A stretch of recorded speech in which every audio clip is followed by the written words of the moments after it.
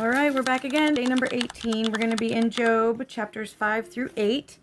As you know, we start with our daily devotional. I have another book, and we might one of these days bring it out. It's another little daily devotional, God's Wisdom for Today.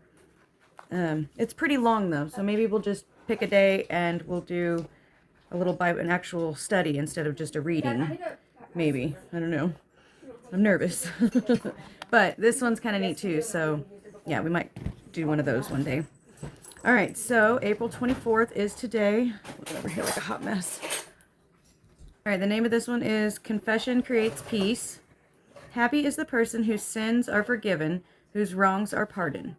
Psalm 32:1. If we are already forgiven, then why does Jesus teach us to pray? Forgive us our debts. The very reason you would want your children to do the same. If my children violate one of my standards or disobey a rule, I don't disown them, I don't kick them out of the house, or tell them to change their last name, but I do expect them to be honest and apologize. And until they do, the tenderness of our relationship will suffer. The nature of our relationship won't be altered, but the intimacy will. The same happens in our walk with God.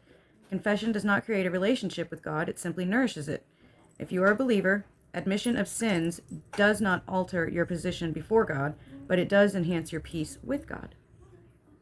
Signed, The Great House of God. It's a very good point. As much as you'd like to kick the kids out of the house. Totally kidding. Hey, I was kicked out of the house when I was a kid. Let me know in the comments if any of you guys were kicked out of the house. I think it was 8. And I was walking down the road, headed to my grandma and grandpa's house.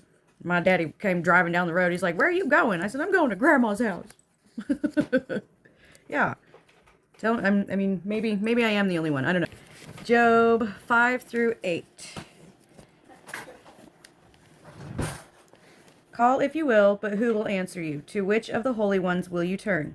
Resentment kills a fool, and envy slays the simple. I myself have seen a fool taking root, but suddenly this house was cursed. His children are far from safety, crushed in court without a defender. The hungry consume his harvest, taking it even from among thorns, and the thirsty pant after his wealth. For hardship does not spring after the soil.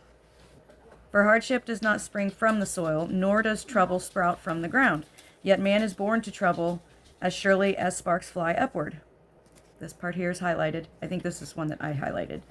But if it were I would appeal to God. I would lay my cause before him. He performs wonders that cannot be fathomed, miracles that cannot be counted. He bestows rain on earth. He sends water upon the countryside. The lowly he sets on high, and those who mourn are lifted to safety. He thwarts the plans of the crafty so that their hands achieve no success. He catches the wise in their craftiness, and the schemes of the wily are swept away. Darkness comes upon them in the daytime, and at noon they grope as in the night. He slaves the needy from the sword in their mouth. He saves the needy from the sword in their mouth. He saves them from the clutches of the powerful. So the poor have hope, and injustice shuts its mouth. Another part that's highlighted. Blessed is the man whom God corrects. So do not despise the discipline of the Almighty. For he wounds, but he also binds up. He injures, but his hands also heal. This is kind of like our daily devotional today. Blessed is the man whom God corrects. So do not despise the discipline of the Almighty. Cool. Okay. From 6 calamities he will rescue you. In 7 no harm will befall you. In famine he will ransom you from death, and in battle from the stroke of the sword. You will be protected from the lash of the tongue, and need not fear when destruction comes. You will laugh at destruction and famine. Ooh. And need not fear the beasts of the earth, for you will have a covenant with the stones of the field, and the wild animals will be at peace with you. You will know that your tent is secure. You will take stock on your property and find nothing missing. You will know that your children will be many, and your descendants like the grass of the earth. You will come to the grave in full vigor, like sheaves gathered in season. We have examined this, and it is true, so hear it and apply it to yourself. Chapter 6. There's like a lot highlighted in chapter 6. I don't remember doing these ones. These ones might be my grandpa. It's always kind of fun to come across those. All right, chapter 6. Then Job replied, "If only my anguish could be weighed and all my misery be placed on the scales, it would surely outweigh the sand of the seas.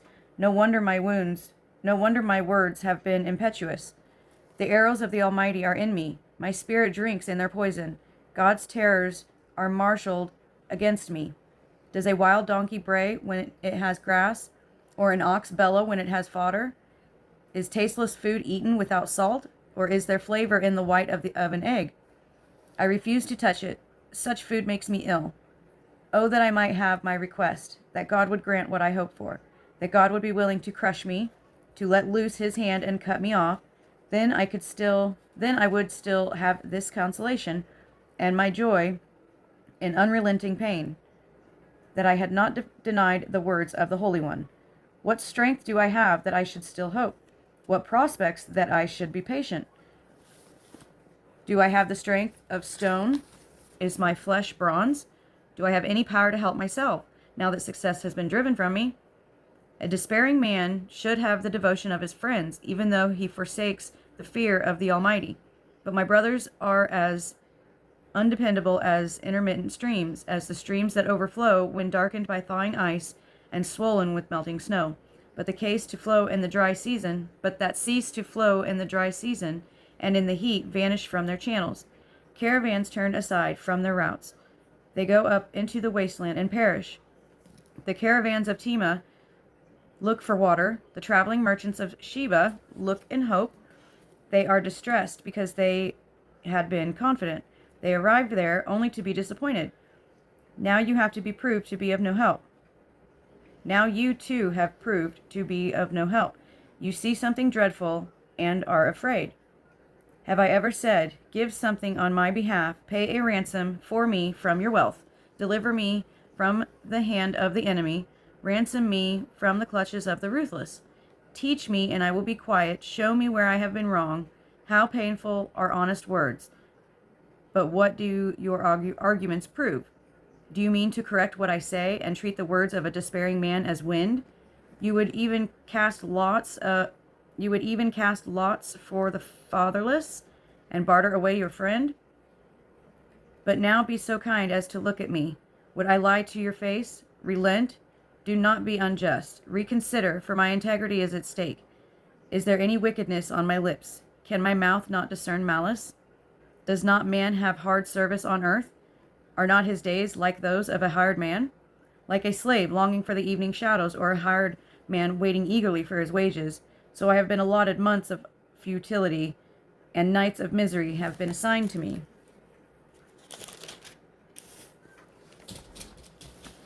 A lot more highlighted stuff. When I lie down, I think, how long before I go up? The night drags on, and I toss till dawn. My body is clothed with worms and scabs. My skin is broken and festering. My days are swifter than a weaver's shuttle, and they come to an end without hope. Remember, O God, that my life is but a breath. My eyes will never see happiness again. The eye that now sees me will see me no longer. You will look for me, but I will be no more. As a cloud vanishes and is gone, so he who goes down to the grave does not return. He will never come to his house again. His place will know him no more. Therefore I will not keep silent. I will speak out in the anguish of my spirit. I will complain to the bitterness of my soul. I will complain in the bitterness of my soul. Am I the sea or the monster of the deep that you put me under guard?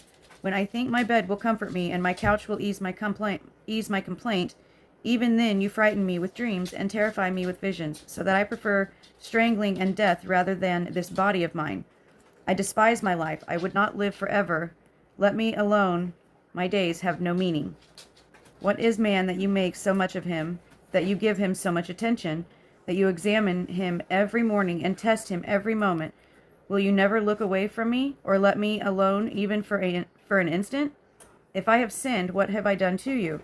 O watcher of men, why have you made me your target? Have I become a burden to you? Why do you not pardon my offenses and forgive my sins? For I will soon lie down in the dust. You will search for me, but I will be no more. Chapter 8. Yeah, chapter 8. Then Bildad the Shuhite replied, how long will you say much things? Your words are a blustering wind. Does God pervert justice? Does the Almighty pervert what is right? When your children sinned against him, he gave them over to the penalty of their sin. But if you will look to God and plead with the Almighty, if you are pure and upright, even now he will rouse himself on your behalf and restore you to your rightful place. Your beginnings will seem humble. So prosperous will your future be. Ask the former generations and find out what their fathers learned.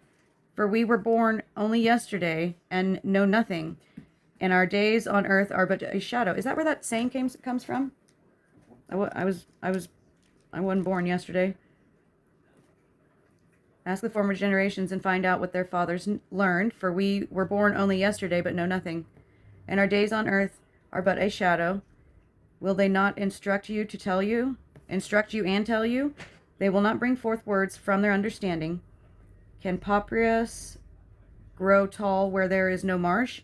Can reeds thrive without water? While still growing and uncut, they wither more quickly than grass. Such is the destiny of all who forgot God. So perishes the hope of the godless. What he trusts in is fragile.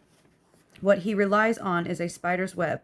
He leans on his web, but he gives way. He leans on his web, but it gives way. He clings to it, but it does not hold. He is like a well-watered plant in the sunshine, spreading its shoots over the garden.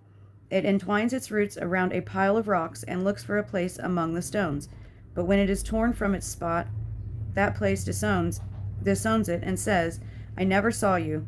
Surely its life withers away, and from the soil other plants grow. Surely God does not reject a blameless man or strengthen the hands of evildoers. He will yet fill your mouth with laughter and your lips with shouts of joy. Your enemies will be clothed in shame, and the tents of the wicked will be no more. Chapter 9, then Job replied. Chapter 9 on day 19. All right. There it is. Again, if anybody is wanting to follow along, all of the previous videos for days 1 through 17 are under the Reels section in my profile. If you want to catch up, or if you've missed a few, go check them out. If you have questions, leave a question. I think we might take a day and do a little Bible study. I kind of want to check out this book. And then I've got my other little book over there that I got from Amazon that is good for Bible study too. So we might take a day and do that. Anyway, I love you guys. Have a good night. We will see you tomorrow for day number 19. Mwah.